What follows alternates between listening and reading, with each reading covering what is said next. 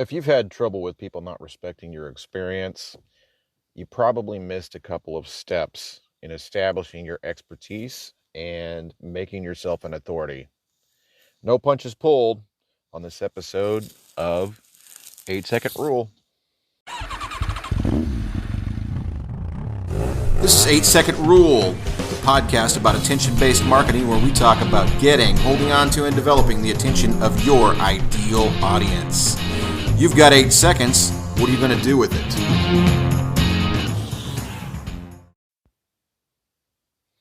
Hey, I am Mark R. Morris Jr., the host of 8 Second Rule and all-around blogger, loudmouth, author, ghostwriter, marketing dude, consultant, father, all the hats. I wear all the hats. I'm also the bull rider of copywriting. If you want to know what that means, you can find me on LinkedIn on Mark R. Morris Jr., and I would love to connect with you, but you can read my about section there and get the image that I am trying to portray.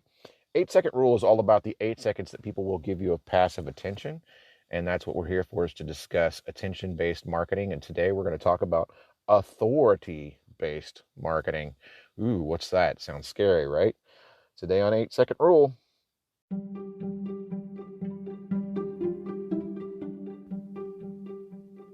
The word authority for me carries some really negative connotations. I grew up in a church setting, and often there was unquestionable authority.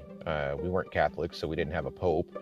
No one was infallible, but pastors were pretty much the boss, and if they had something to say, you better listen, or you could face all kinds of repercussions from that socially, politically, and, if you believed it, spiritually. So the word authority and I have a mixed relationship, right? I don't like telling people what to do, and I don't like being told what to do. But that's not really everything that authority means. Authority handled correctly should come from a level of expertise, a level of wisdom, a position that is duly earned and is rightly held. So in marketing, authority marketing is something much different, though. It is all about proving your expertise. So how do you do that? Why do you do that? And is everybody capable of doing that? Well, let's talk about what it is first. The definition of authority means that it's basically a person who is an expert. Well, I would take it a step further and say that it's a person who is a recognized expert. There's a lot of experts in the world who have a ton of knowledge and a ton of wisdom on topics, may have even written a lot of books and things, but no one's paid attention, so they haven't really been acknowledged as an authority. They're an expert for sure. You could ask them questions, they could answer them, but as far as people actually listening to them and gaining wisdom or understanding, that's not really taken place, and there are reasons for that. And I'm going to explain them to you in the next part. But first, I just want to establish what this means. So to become an authority on something in the online world, you would need to actually show your work.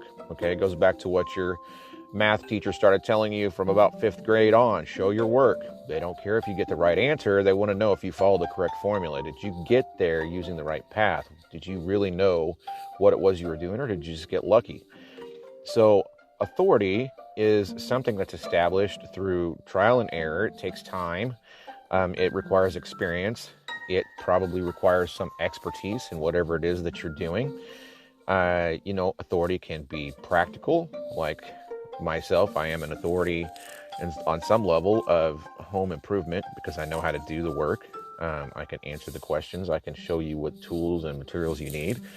There are other things I'm an authority on, like youth theater, parenting. I have 8 kids. But the thing is, am I a recognized authority in any of these? And the answer is only in very small circles. Okay, so there are people who do ask my advice on all of these things, but because I have not put myself out there like I should, let's take, for example, the home improvement market. Okay, when I first started freelance writing, I wrote over 3,700 articles that are still out there as part of ehow.com, San Francisco Gate, Answer Bag, a bunch of different places for a company called Demand Media. They have my name on them, and they tell people all kinds of things about how to do home improvement, from changing out doors to fixing holes in their veneer to painting to scraping down a popcorn ceiling to pretty much anything that you can imagine.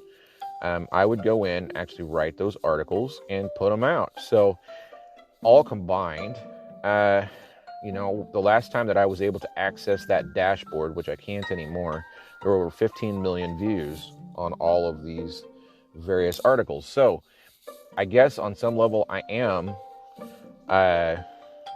an authority, but I am not a recognized authority because none of those people has ever found me and approached me and said, hey, you're the dude who wrote that article that really helped me out, or hey, you should have told us this because I really messed this up. So no one's ever come forward and actually acknowledged that, even though my name is on it. I do have a byline.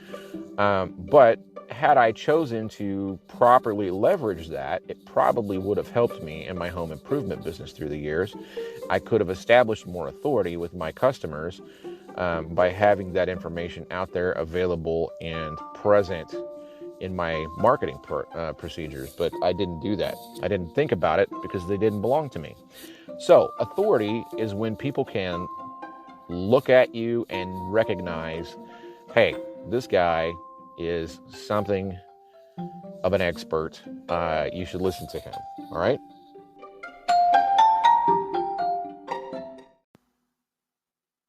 Hi, guys. This is Mark Morris, the copy bull writer from 8 Seconds Rule. And I just want to start off by telling you about Anchor. Anchor.fm. I found this site a couple of years ago, and it is the simplest and easiest way to start a podcast that I know of today. You can do it straight from your smartphone. You don't need anything but their app. It's free. They have creation tools that allow you to record and edit your podcast. You can even add music, add buffers, all of those things right here on the site. It doesn't cost anything to host it. You can start as many as you want. Anchor will distribute your podcast for you, so it's heard on Spotify, Apple Podcasts, many more, and you make money from your podcast with no minimum listenership. It's everything you need to make a podcast in one place. Download the free Anchor app or go to anchor.fm to get started. But there is a distinction on some level between an expert and an authority, is there not? I mean, we have two different words for it, but in the English language, that's not surprising. We kind of have multiple words for a lot of different things. I would suggest that an authority is an expert who is recognized by other experts. Okay, so if people are professionals in a field and they say, look, you need to talk to John Smith, and you talk to 3 different auto body mechanics, and they all say John Smith is the guy, then in your region, John Smith is the authority on whatever it is that you're wanting to achieve. So it can be in any field, it can be in any endeavor, it can be in anything, but it's going to take some time to establish that. And that's because it requires that other people actually acknowledge you and recognize you as an expert at what you do. So if you are a beginner here, you've only been at this a little while, whatever it is. For example, there was a young man who messaged me and asked why he wasn't getting organic leads from his LinkedIn profile.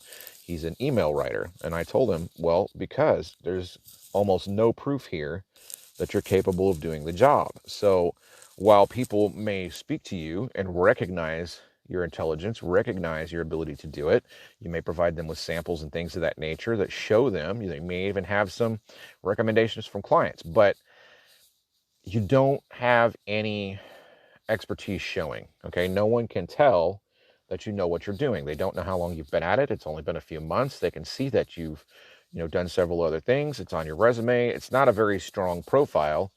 I wouldn't pick you out of a crowd as the guy to write my emails. So what do you do about that? Well, if you really do know what you're talking about, you begin to share that. You find a way, you find a forum. So even this guy, okay, it's going to take him a while to establish some authority because he's just gotten started. But here is what I would recommend to someone who's just starting out is niche down, okay? Specialize to start. That doesn't mean you can't take clients in other realms. It means establish yourself as an authority in a very narrow vein, okay? So for example, if you wanted to be an email writer, you could establish your authority as an email writer for a particular industry. Let's take home improvement, for example. You could write emails. Like I could write email marketing for pretty much any contractor and help them get the type of sales that they need and want, right? I could help them qualify their customers so that their email marketing actually draws them in rather than repulsing them, gives an accurate picture of what it is that they do. And then I could call myself an authority on email marketing for contractors. And I could write about that in a blog. I could make YouTube videos about it. I could make a podcast about it. I could do any of those things to establish myself as an authority. I could do interviews on other podcasts about it. So by taking that little tiny niche and saying a lot about that little tiny niche, I'm now establishing a foothold in the entire realm of email marketing, but it's a very small foothold. So if I'm the guy who's talking about this one thing, then people are going to get that, because if you go and Google how to write email marketing for contractors, you're going to find me because I'm talking about it. No one else is. Okay. So that's an easy way to establish some authority in a small little niche. Now, if you listened to episode 11, you also recognize that it depends on how much traffic is even coming into that niche as to how much attention can be divided up. So you can't just generate attention. That's something that it either exists or it doesn't. You can make a lot of noise. You can educate people and slowly over time win them over to your product. You could even establish something quickly if it was exciting enough and change things enough by being a disruptor. But either the attention is out there and you can grab onto it, or it's not, and you have to take a longer route to get there. Okay. So establishing yourself as the email marketing guru for contractors may or may not be beneficial to you in a bigger way in email marketing. But that's one way that a person who's just starting out could establish at least some authority.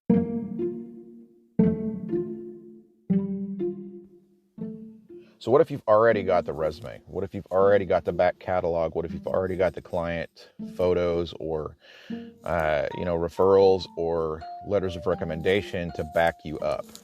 Hey, that's cool. Where are they? If I click into your profile, if I Google you, if I look up your website and I don't see any of this, what good is it doing me? If I'm sitting out here and I've got $1 million contract to award to someone, and I am looking for an email marketer, but I cannot find any evidence that you are currently, one of the top guys in your field, what do? Okay, your website may be gorgeous. That's great. That's cool. Your social media may be impeccable. You might have 1 million followers, but what are you talking about? Are you sharing with everyone about email marketing? Are you teaching them how to do it? Are you showing them the right and wrong way? Are you, exposing bad practices and encouraging best practices? What is it that you're doing? And is that visible? If it's not visible, then I would argue that it's really not helping you much, because it's sitting on a shelf somewhere. Okay. It's like walking into someone's office and suddenly finding out that they're a decorated war veteran. They've never said anything about it. No, it's neither here nor there if they choose not to talk about it. But the thing is, you walk in and you see all of the accolades and you're like, wow, holy crap. This guy's probably a genuine badass, you know what I mean? And you had no idea, okay?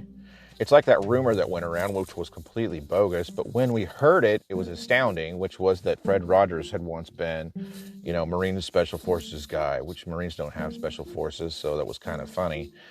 And he was never in the Special Forces at all. He didn't have any tattoos. None of that was true. But when you heard it, it seemed like, oh, wow, there's some hidden authority there, right?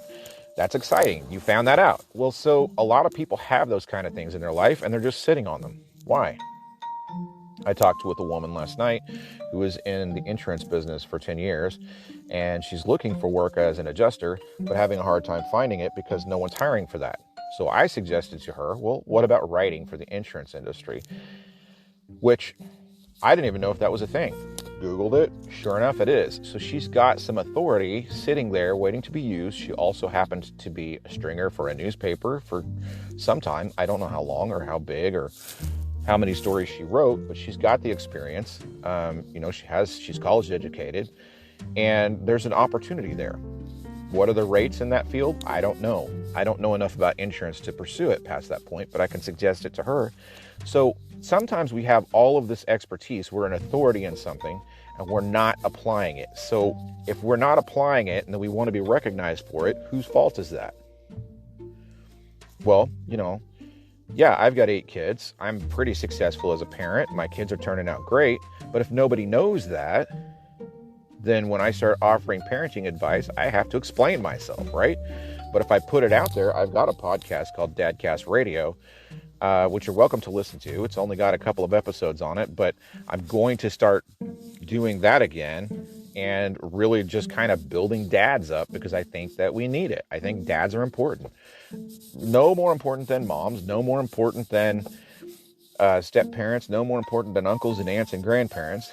We are, I guess, in some ways, but I'm just saying it's something that I know a lot about. I don't talk much about it, right? So I have this expertise that's sitting there and it's not really doing anybody any good if I'm not sharing it. So I can't establish myself as an authority, and I certainly can't blame anyone else for not recognizing me as the authority if I'm not out there proving that I am, in fact, an authority.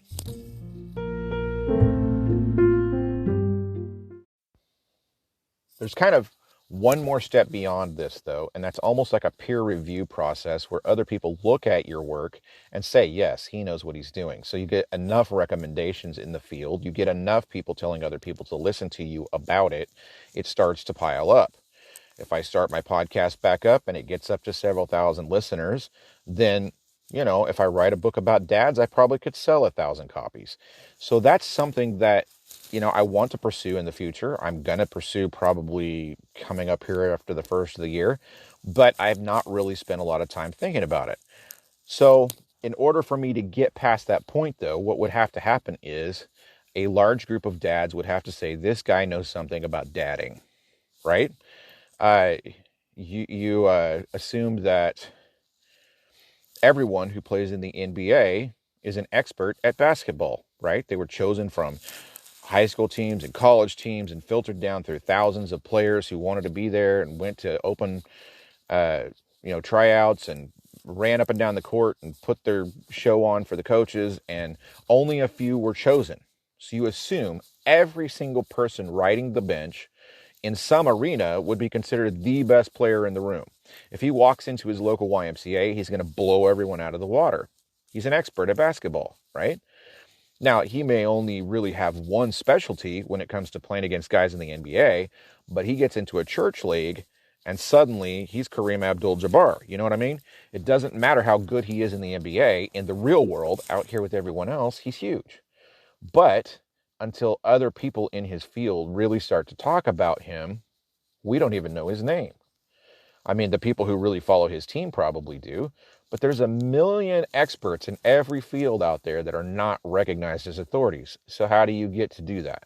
Well, I think you have to connect yourself to other experts in your field, and you have to have the kind of conversations that put you in that place where they start to say, hey, this guy knows what's going on. All right. There are other writers who talk about me and say, hey, this guy knows what's going on. But some other writers, I'm sure, don't like me and don't think that I know what's going on. And that's fine. They're welcome to say it. But what I'm saying is, in order to establish myself, I have to actually move into circles that have that authority to hand out. Okay. If I'm in a room of 50 writers and 49 of them all turn around and go, he's the guy, then the 50th guy isn't really going to have a problem with accepting me into the club and saying at least that I'm a writer. You know what I mean? Because 49 other experts in the room have turned around and said, he's the guy. So I've got to put myself in those places in order to establish that. So first I have to put my expertise out there on display for people to see. Then I need to actually establish myself among other experts in the field so that I can become what would be called a recognized authority. So then what do I do with that? I'm going to explain it. Here we go.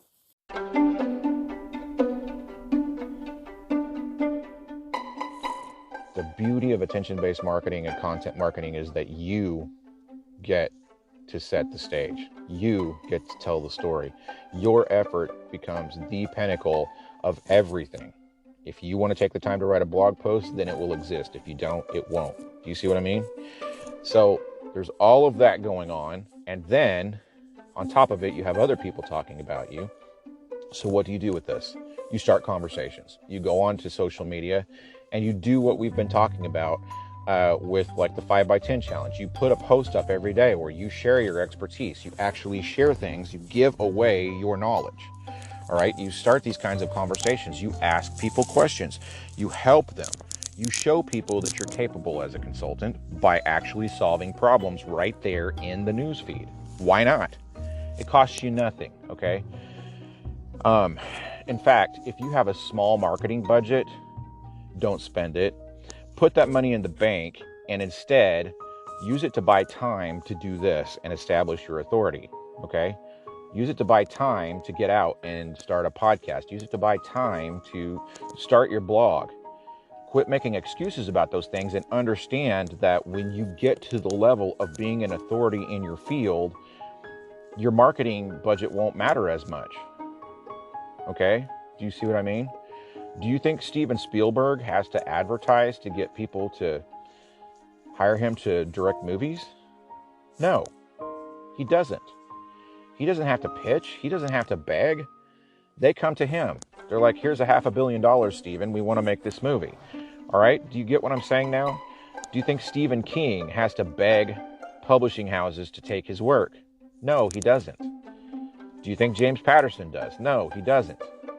Do you think that whoever your favorite singer is, but let's just go with, Michael Jackson, do you think he had to beg to get gigs to perform? Of course not. Okay? So do you see what I'm saying is once you establish yourself as a recognized authority and you have a presence that's large enough to bring in the kind of leads that you want to generate so that you can have the business you need, I'm not going to say it's done because you have to keep that up, but maintenance, guys, maintenance, listen, you may think that maintaining your house is a lot of work, but Dwayne C. Barney and I can tell you it's not nearly as much work as actually building the sucker in the first place or renovating it if you don't do the maintenance. Okay? You get what I'm talking about? It's about building that and then you have it. You have a home. And sure, you have to go and patch your roof occasionally. You might need to change out your windows every 20 years. Your heater's going to break down occasionally. A pipe will burst. A faucet will need to be replaced. Light bulbs have to be changed out. The house has to be cleaned and painted and kept up in order to maintain its value. But that house is very much like establishing yourself as an authority in your field. It's a recognized dwelling. It's a place people can come and find shelter and information. They can come to you and know that you have what they need. Okay? So then what happens is it's a matter of price, style, and availability. Once I proved I was a writer, people don't ask if I'm a writer anymore. They want to know if I can write the right style for them. They want to know how much it's going to cost. They want to know when I can start and how long it's going to take to get it done. Those are the questions I get asked, okay? And I haven't even really gone to great lengths to establish myself as a true authority. So when that has happened, then I will be able to actually choose the clients that I want. If I was famous enough as a writer, I could approach famous people and say, hey, I want to write a book about you. And they'd be like, yeah, let's do it.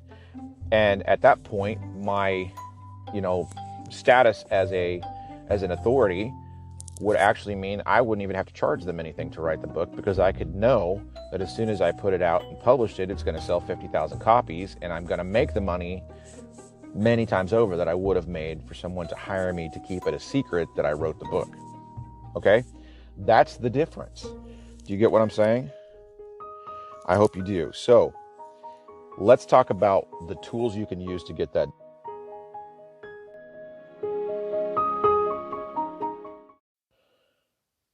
They're the same tools we've been talking about this whole time, guys. You can set up a website with your name on it. You can put a blog on it. You can have a YouTube channel. You can have a podcast. You can be on TikTok. You can be making video on LinkedIn. You can be making written posts on LinkedIn. You can be making quote memes on LinkedIn. You can put quote links on Instagram. You can master Twitter and get in there. There's lots of community there. Facebook is another place that definitely has some marketing value. There's all of these avenues available to you, and you're already paying for the internet service that allows you to access them. If you're not using them and instead you're spending money on ads,